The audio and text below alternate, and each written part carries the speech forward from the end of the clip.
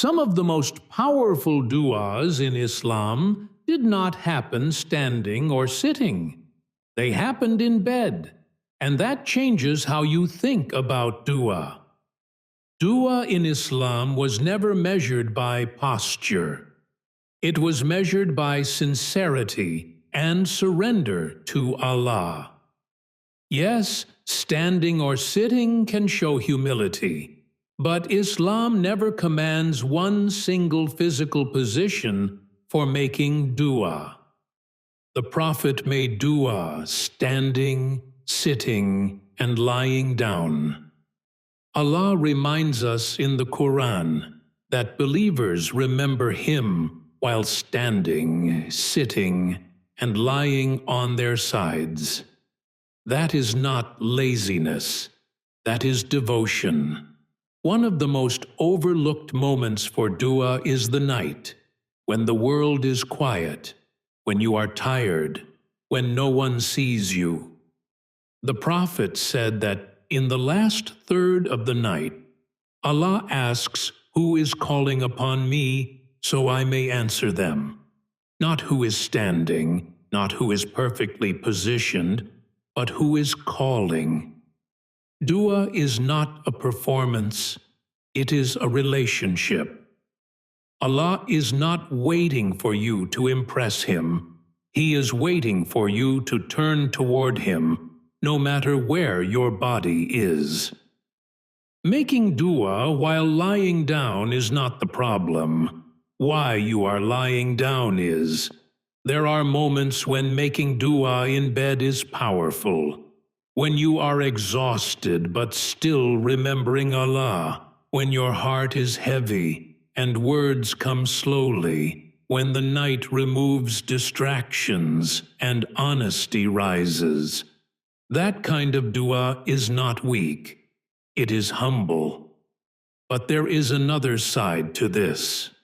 When lying down turns into drifting, when du'a becomes half awake, words with no focus, when Allah becomes an afterthought instead of the center, that is not rest, that is distraction. Sometimes your posture reflects your attention. If lying down helps you open your heart to Allah, keep making du'a. If it consistently pulls you into distraction, change your position, not because Allah demands it, but because discipline protects sincerity. Allah responds to direction, not position. Throughout Islamic history, Allah responded when people turned toward Him, not when they achieved perfect form. Yunus prayed from the darkness of the whale with no posture, no masjid, and no audience.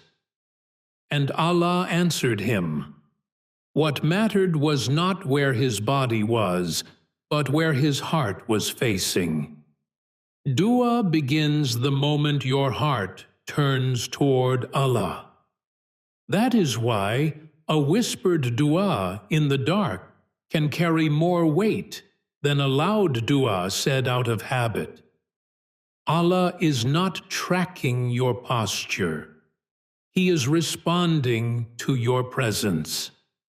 Guilt often appears when people make du'a lying down, not because Allah is displeased, but because we were taught to measure devotion by effort.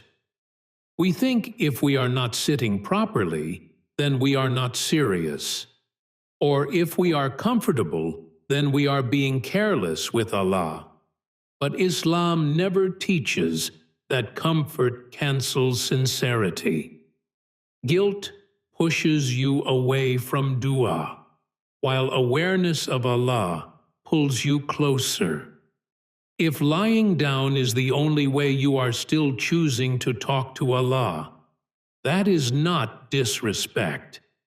That is dependence. Allah would rather hear a tired, honest du'a than see you avoid Him out of shame. Allah never rejects someone for coming weak. He only turns away hearts that turn away from Him. Allah does not measure your dua by posture. He measures it by presence. When you make dua, Allah is not asking if you are lying down. He is asking if you are truly present. Dua is not a position you take.